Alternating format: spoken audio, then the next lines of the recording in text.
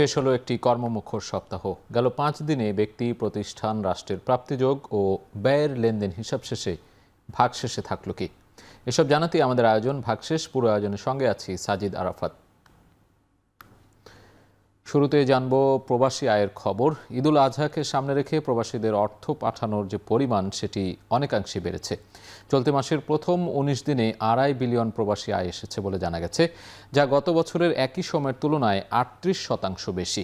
আমরা একটু সেই বিস্তারিত তথ্যগুলো জেনে নিতে চাই যে কি পরিমাণ রেমিটেন্স এসেছে প্রবাসীদের। আমরা দেখে থাকি যে প্রবাসী আয়, বিশেষ করে উৎসবের যে অর্থনীতি, সেখানে প্রবাসী আয় একটি বাড়তি জায়গা তৈরি করে। বিশেষ করে ঈদ মৌসুমে প্রবাসী আয় বেড়ে যায়, সেটির পরিমাণই কিন্তু আমরা দেখছি ঈদের আগে $3 বিলিয়ন রেমিটেন্স ছাড়ানোর আশাবাদ ব্যক্ত করছে বাংলাদেশ ব্যাংক। সেই সঙ্গে আমরা একটু দেখতে চাই চলতি মাসের অর্থাৎ মে মাসের প্রথম 19 দিনে রেমিটেন্সের যে পরিমাণ সেটি $248.30 কোটি এবং গত বছর একই সময় অর্থাৎ এক বছর আগে এই সময় রেমিটেন্স এসেছিল $179.30 কোটি এবং বছর ব্যবধানে যে রেমিটেন্সের পরিমাণ সেটিও কিন্তু বেড়ে গিয়েছে। সেটি আমরা একটু দেখছি যে সেটি 38% পর্যন্ত বেড়ে গিয়েছে এবং জুলাই থেকে 19 মে পর্যন্ত রেমিটেন্সের যে পরিমাণ সেটির পরিমাণ দাঁড়িয়েছে $3,181.60 কোটি। অর্থাৎ এই জুলাই আগস্ট থেকে যে শুরু করে এই 19 মে পর্যন্ত যে সময়টুকু, তাতে আমরা দেখছি যে $3,000 কোটি উপরে রেমিটেন্স এসেছে এবং প্রবাসী আয় বৃদ্ধির ফলে ব্যাংকগুলোতে ডলারের যে উদ্বৃত্ত, সেই ডলারের উদ্বৃত্ত বেড়েছে। এটি বাংলাদেশ ব্যাংকের যে তথ্যসূত্র, সেই তথ্যসূত্র অনুযায়ী এই চলতি মে মাসের 19 দিনের যে সবশেষ হিসাব, সেই হিসাবে উঠে এসেছে যে $248.30 কোটি মে মাসের প্রথম 19 দিনে এসেছে এবং ঈদ এখনও বাকি রয়েছে যে কয়েকদিন। এর মধ্যে যদি রেমিটেন্সের পরিমাণ কি পরিমাণ আসবে সেটি নিশ্চয়ই এই পরিমাণের সঙ্গে সেটি যুক্ত হয়ে সেটি আরও বাড়বে বলে ধারণা করা হচ্ছে। মধ্যপ্রাচ্য সংকটের মাঝে কয়েক মাস ধরে ডলারের দাম ওঠানামা করছে, তবে শেষ এক মাস ধরে দামের বাড়তি প্রভাব লক্ষ্য করা গেছে। দেখে নেব মুদ্রা বাজারের পরিস্থিতি। বৈদেশিক মুদ্রার যে বিনিময় হার, সেখানে ক্রয় মূল্য এবং বিক্রয় মূল্য কী পরিমাণ পার্থক্য রয়েছে সেটি আমরা একটু দেখতে চাই। বৈদেশিক মুদ্রা বিনিময় হারের ক্ষেত্রে আমরা যে মুদ্রাগুলো এখানে দেখতে পাচ্ছি, dollar, pound, euro, rupee, yuan. ডলারের ক্রয় মূল্য আমরা শুরুতে দেখতে চাই, এটি 122.75 টাকা এবং বিক্রয় মূল্য 122.75 টাকা, অর্থাৎ অপরিবর্তিত রয়েছে ডলারের দাম। পাউন্ডের দামের ক্ষেত্রে আমরা দেখছি যে বিক্রয় মূল্য কিছুটা বেড়েছে, 164.86 টাকা ক্রয় মূল্যের বিপরীতে 164.95 টাকা সেটির বিক্রি হচ্ছে। ইউরোর ক্ষেত্রে আমরা দেখছি একেবারেই খুব কাছাকাছি ক্রয় বিক্রয় মূল্য এবং 142.72 টাকা ক্রয় মূল্য, তার বিপরীতে 142.74 টাকা বিক্রয় মূল্য। রুপির ক্ষেত্রে অপরিবর্তিত আছে, 1 টাকা 26 পয়সা ক্রয় মূল্য এবং 1 টাকা 26 পয়সা বিক্রয় মূল্য। ইউয়ানের ক্ষেত্রে আমরা দেখছি 18.04 টাকা ক্রয় মূল্য এবং বিক্রয় মূল্য অপরিবর্তিত রয়েছে। এই পর্যায়ে আমরা আরও কয়েকটি বৈদেশিক মুদ্রার যে বিনিময় হার দেখে নেব, সেটিও তালিকায় রয়েছে। ইয়েন ক্রয় মূল্য বিক্রয় মূল্য একই আমরা দেখতে পাচ্ছি, 0.77 টাকা এবং অস্ট্রেলীয় ডলার 87.75 টাকা ক্রয় মূল্য এবং 87.80 টাকা বিক্রয় মূল্য। এখানে আমরা বিক্রয় মূল্য কিছুটা বেশি দেখতে পাচ্ছি। সিঙ্গাপুরি ডলারের ক্ষেত্রে 95.98 টাকা ক্রয় মূল্য এবং 96.06 টাকা বিক্রয় মূল্য, অর্থাৎ এখানে কিন্তু দামের পার্থক্য দেখতে পাচ্ছি বেশ কিছু বৈদেশিক মুদ্রার যে বিনিময় হার সেখানে। জ্বালানি তেলের দাম বৃদ্ধির পর এবার বিদ্যুতের দাম বাড়ানোর গণশুনানি অনুষ্ঠিত হলো। এতে পাইকারি ও খুচরা পর্যায়ে দাম বাড়ানোর প্রস্তাব দিয়েছে বিদ্যুৎ সরবরাহকারী প্রতিষ্ঠানগুলো। পিডিবির পক্ষ থেকে গ্রাহক পর্যায়ে 29 পয়সা দাম বাড়ানোর সুপারিশ করা হয়েছে। আমরা একটু সেই তালিকাটা দেখে নেব। বিদ্যুতের দাম পাইকারি এবং খুচরা পর্যায়ে যে 2 দিন ধরে গণশুনানি চলেছে আমরা দেখেছি, সেই গণশুনানিতে 21% পর্যন্ত পাইকারি মূল্য বৃদ্ধির যে প্রস্তাব সেটি দেওয়া হয়েছে। আমরা এখানে দেখতে পাচ্ছি যে গ্রাহক পর্যায়ের যে প্রস্তাবিত দাম সেটি একটু দেখতে চাই। 5টি সরবরাহকারী প্রতিষ্ঠান আমরা দেখতে পাচ্ছি যারা বিদ্যুৎ সরবরাহের কাজ করে থাকে। পিডিবি তারা প্রস্তাব দিয়েছে 29 পয়সা বাড়ানোর। পল্লী বিদ্যুতায়ন বোর্ড তারা তাদের যে প্রস্তাবিত দাম সেখানে 50 পয়সা বাড়ানোর তাগিদ দিয়েছে এবং ডিপিডিসির ক্ষেত্রে আমরা দেখছি 1 টাকা 61 পয়সা প্রস্তাবিত দাম বাড়ানোর প্রস্তাব দিয়েছে তারা, এবং ডেসকোর ক্ষেত্রে আমরা দেখতে পাচ্ছি 86 পয়সা বাড়ানোর প্রস্তাব দিয়েছে এই গণশুনানিতে। এবং সবশেষ আমরা ওয়েস্ট জোন পাওয়ার ডিস্ট্রিবিউশন যে প্রতিষ্ঠান রয়েছে তারা 85 পয়সা বাড়ানোর এখানে প্রস্তাব দিয়েছে। বিইআরসি কর্তৃক যে 2 দিন ধরে গণশুনানি চলছে, সেই গণশুনানিতে কিন্তু এই যে বিদ্যুৎ সরবরাহ যে প্রতিষ্ঠানগুলো আছে তারা বিভিন্নভাবে প্রস্তাব দিয়ে আসছিল যে তাদের বিদ্যুৎ উৎপাদন খরচ বেড়ে গেছে, সঞ্চালনের যে ব্যয় সেটিও বেড়ে গেছে। এই ব্যয় সমন্বয় করতে গিয়েই তাদেরকে দাম বাড়াতে হচ্ছে বলে এমনটি তারা প্রস্তাবনায় তুলে ধরেছে। তবে তাদের দাম বাড়ানোর পক্ষের যে প্রস্তাব, তার বিপরীতে কিন্তু ব্যবসায়িক সমাজ কিংবা ক্যাব কিংবা ভোক্তা অধিকারের মতো যে প্রতিষ্ঠানগুলো রয়েছে তারা জানিয়েছে যে দাম বৃদ্ধি যেন না করা হয়, এতে করে জনগণের উপর অর্থাৎ গ্রাহকদের উপরে একটি বাড়তি চাপ পড়বে। এ পর্যায়ে দেখে নেব স্বর্ণের বাজারের খবর। দেশের বাজারে টানা 3 দফা স্বর্ণের দাম কমার পর আবারও বেড়েছে। প্রতি ভরিতে বেড়েছে 2158 টাকা, এবং এই দাম বৃদ্ধির ফলে 22 ক্যারেটের স্বর্ণের নতুন দাম দাঁড়িয়েছে 2,38,121 টাকা। আমরা একটু স্বর্ণের দামের যে তালিকা, সেই তালিকাটি দেখে নেব। বাংলাদেশ জুয়েলার্স অ্যাসোসিয়েশন বাজুস কর্তৃক নতুন যে দর সেটি আমরা দেখছি, ভরিতে বেড়েছে 2,158 টাকা। 22 ক্যারেটের স্বর্ণের দাম বেড়ে দাঁড়িয়েছে 2,38,121 টাকা, এবং 21 ক্যারেটের স্বর্ণের দাম 2,27,331 টাকা।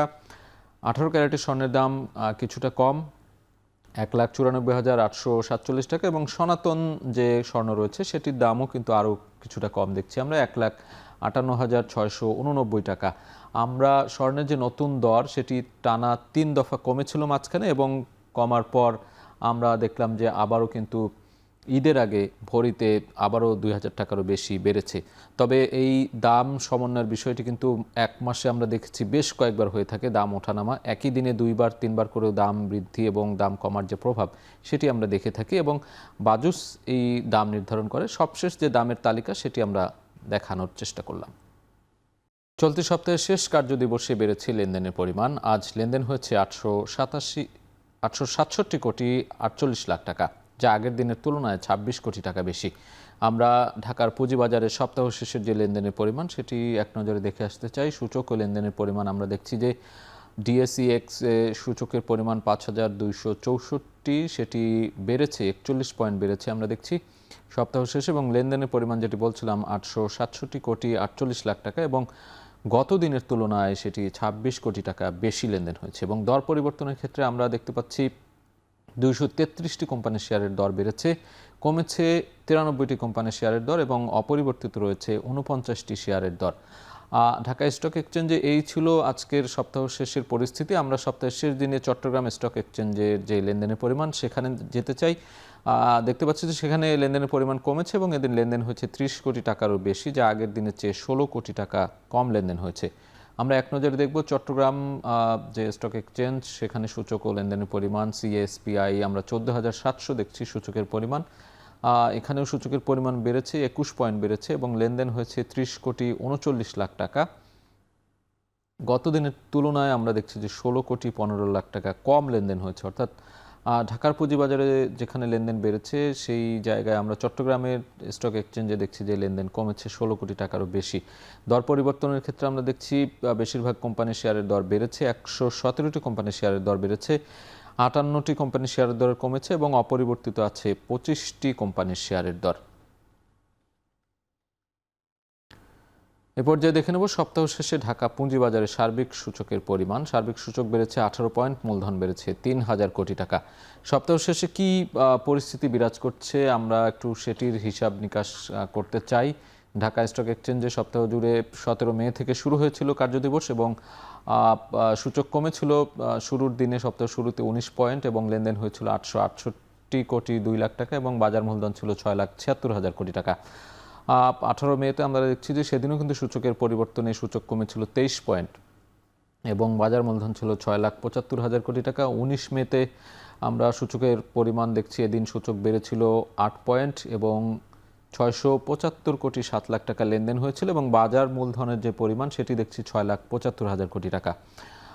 পরবর্তীতে 20 মেতে আমরা দেখছি যে ধারাবাহিকভাবে সূচকের যে বৃদ্ধির পরিমাণ সেটি ছিল 10 পয়েন্ট বেড়েছিল, 841 কোটি 1 লাখ টাকা লেনদেন হয়েছে, এবং 6,75,000 কোটি টাকা বাজার মূলধনের পরিমাণ আমরা দেখছি। এবং ২১ মে অর্থাৎ আজকে আমরা দেখছি যে ৪১ পয়েন্ট বেড়েছে সূচকের পরিমাণ, ৫,২৬৪ সূচক আমরা দেখছি আজকে, এবং ৮৬৭ কোটি টাকারও বেশি লেনদেন হয়েছে এবং বাজার মূলধন ৬,৭৯,০০০ কোটি টাকা।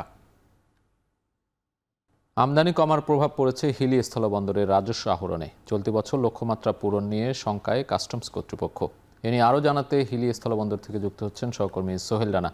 সোহেল, আপনার সাথে যুক্ত হতে চাই। স্থলবন্দরে যে রাজস্ব আহরণের কথা বলছিলাম, সেখানে কি পরিস্থিতি বিরাজ করছে, কি প্রভাব পড়েছে, সেখান থেকে কি জানতে পেরেছেন?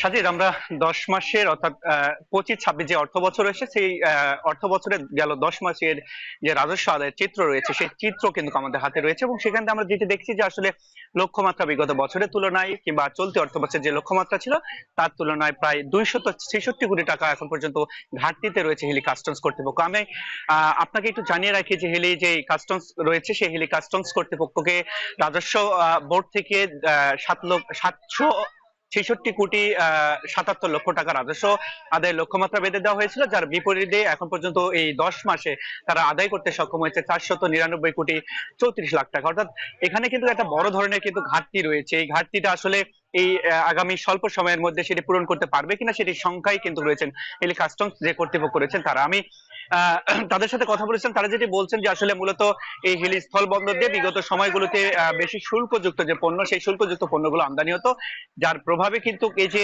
লক্ষ্যমাত্রা যেটি ছিল সেটি সহজে কিন্তু পূরণ করা তাদের পক্ষে সম্ভব হতো। তবে এখনকার চিত্র যেটি হচ্ছে যে আমদানি কমেছে, পাশাপাশি শুল্কযুক্ত যে পণ্যগুলো রয়েছে সেই পণ্যের তালিকাও কিন্তু অনেকটাই কমেছে, যার প্রভাব কিন্তু যে রাজস্ব আদায় রয়েছে সেখানে কিন্তু পড়েছে তারা বলছেন। আমি হিলি কাস্টমসের তথ্য মতে যেটি তথ্য রয়েছে আমার কাছে, এখন পর্যন্ত এই বন্দর দিয়ে 6,64,000 মেট্রিক টন পণ্য ভারত থেকে আমদানি হয়েছে। যেই আমদানি পণ্যের বিপরীতে এই কাস্টমস কর্তৃপক্ষ প্রায় 499,34,00,000 টাকা রাজস্ব আদায় করেছে। বাকিটা আসলে আদায় সম্ভব কিনা সেটি নিয়ে এখন পর্যন্ত শঙ্কায় রয়েছেন। তারা বলছেন যদি এই অল্প সময়ের মধ্যে, যেহেতু সামনে কুরবানি ঈদ রয়েছে, মশলা পণ্য যদি আমদানি হয়, বিশেষ করে জিরা যদি বেশি পরিমাণ আমদানি হয়, সেক্ষেত্রে এই লক্ষ্যমাত্রা পূরণের সম্ভাবনা রয়েছে বলে কিন্তু তারা বলছেন। এবং আরেকটি তথ্য আপনাকে জানিয়ে রাখতে চাই সাজিদ, সেটি হচ্ছে যেহেতু কুরবানি ঈদ সামনে, সেই কুরবানি ঈদকে সামনে রেখে হিলি স্থল বন্দর দিয়ে আগামী 25শে মে থেকে 31শে মে পর্যন্ত হিলি স্থল বন্দরের যে আমদানি রপ্তানি বাণিজ্য সেটি কিন্তু বন্ধ থাকবে। যেহেতু একটা ঈদের ছুটি থাকবে, এই সময়ের মধ্যে আসলে পণ্য আমদানি হবে না, এটিও কিন্তু রাজস্ব ঘাটতিতে কিন্তু একটি বড় ধরনের প্রভাব ফেলতে পারেন বলে কিন্তু কাস্টমস কর্মকর্তারা বলছেন। আমি সেই জায়গা থেকে যেটি বলছেন ব্যবসায়ীরা যে আসলে বিশেষ করে ভারত থেকে বেশি পরিমাণে যদি শুল্কযুক্ত পণ্যগুলো আনা যায় এবং এই পণ্যগুলো যদি বাজারজাতকরণ করা যায়, সেক্ষেত্রে হয়তো যে রাজস্ব আদায়ের লক্ষ্যমাত্রা সেটি সহজে পূরণ করতে পারেন কাস্টমস কর্তৃপক্ষ। সেক্ষেত্রে ব্যবসায়ীরা চান কাস্টমস কর্তৃপক্ষ, সরকার এবং এনবিআর থেকে শুরু করে ব্যাংক সংশ্লিষ্ট যারা রয়েছেন সকলের সহযোগিতা চান, যাতে করে তাদের পণ্য আমদানিকরণ সহজ হয় এবং তার প্রভাব যাতে রাজস্ব আদায় এবং বন্দর যারা শ্রমিক রয়েছেন সব ক্ষেত্রে যেন পরে তাদের যেন সচ্ছলতা ফিরে আসে, সেটি কিন্তু তাদেরও প্রত্যাশা। তারাও কিন্তু এই সরকারের কাছে সেই দাবিটি জানিয়েছেন। এবং হিলি স্থল বন্দর যে 5 দিন বন্ধ থাকবে, সেই কয়দিন বন্ধে কিন্তু ইমিগ্রেশন যে চেকপোস্ট রয়েছে সেই চেকপোস্ট দিয়ে পাসপোর্ট যাত্রী পারাপার সেটি কিন্তু স্বাভাবিক থাকবে বলে কিন্তু আমাদেরকে ইমিগ্রেশন কর্তৃপক্ষ জানিয়েছেন। সাজিদ, এই ছিল আমার কাছে হিলি স্থল বন্দর থেকে রাজস্ব আদায় নিয়ে সবশেষ পরিস্থিতি। হিলি স্থলবন্দর থেকে যুক্ত ছিলেন সহকর্মী সোহেল রানা। এ পর্যায়ে আমরা যেতে চাই আখাউড়া স্থলবন্দরে। ভারতে পণ্য রপ্তানি বাড়লেও আমদানি শূন্য আখাউড়া স্থলবন্দরে তলানিতে ঠেকেছে রাজস্ব আহরণ। এছাড়া ট্যুরিস্ট ভিসা বন্ধ থাকায় কমেছে ভ্রমণ কর আদায়। এ নিয়ে আরও জানাতে আখাউড়া স্থলবন্দর থেকে যুক্ত হচ্ছেন সহকর্মী আজিজুল সঞ্চয়। সঞ্চয়, রাজস্ব আহরণের কি অবস্থা আপনার ওখানে? আমরা তো হিলি স্থলবন্দরে জানছিলাম সেখানে রাজস্ব আদায়ের যে ঘাটতির খবর সেই বিষয়গুলো। আপনার ওখানে কি অবস্থা, আমাদেরকে বিস্তারিত জানাবেন।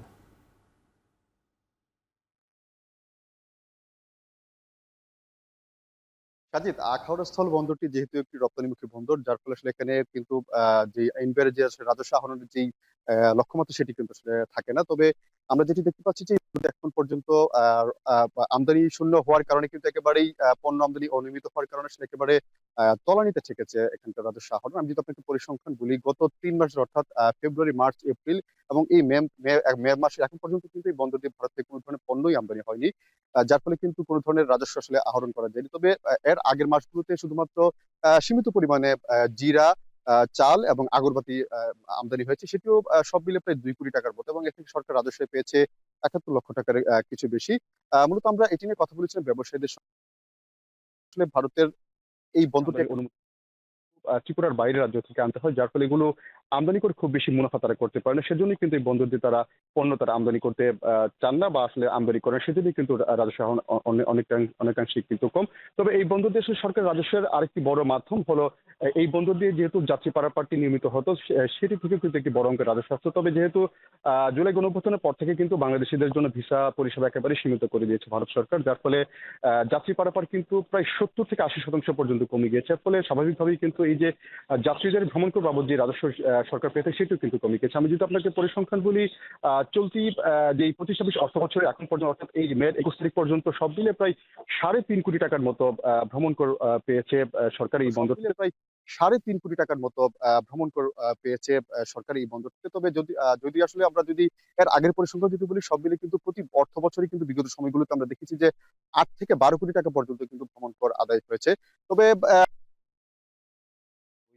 যদি আপনাকে পরিসংখ্যান বলি, চলতি অর্থ বছর গত এপ্রিল শেষ করে এখন যেহেতু মে মাসের একেবারে শেষ পর্যায়ে, এই পর্যন্ত প্রায় 500 কোটি টাকার মতো পণ্য কিন্তু ভারতে রপ্তানি হয়েছে।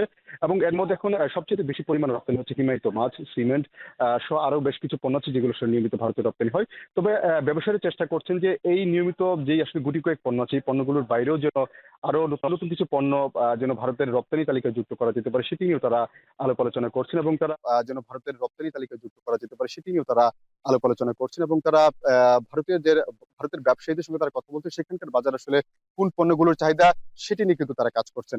তো সাজিদ, আমার কাছে এই ছিল ব্রাহ্মণবাড়িয়ার আখড়স্থল বন্দর থেকে এখানকার আমদানি রপ্তানি বাণিজ্য সংক্রান্ত সবশেষ খবর। আখাউড়া স্থলবন্দরের রাজস্ব আহরণে যে ঘাটতি, সেই ঘাটতির খবর জানাতে যুক্ত ছিলেন সহকর্মী আজিজুল সঞ্চয়, এবং তারও আগে হিলি স্থলবন্দরে যে রাজস্ব ঘাটতির পরিমাণ সেটি জানছিলাম সহকর্মী সোহেল রানার কাছ থেকে। দর্শক, শেষ করছি আজকের ভাগশেষ। এখন টেলিভিশন ওয়েবসাইটে দেখতে ভিজিট করুন এখন.টিভি। এছাড়া ফেসবুকে দেখতে ভিজিট করুন facebook.com/tv.এখন। ইউটিউবে দেখতে ভিজিট করতে পারেন youtube.com/c/ekhon tv।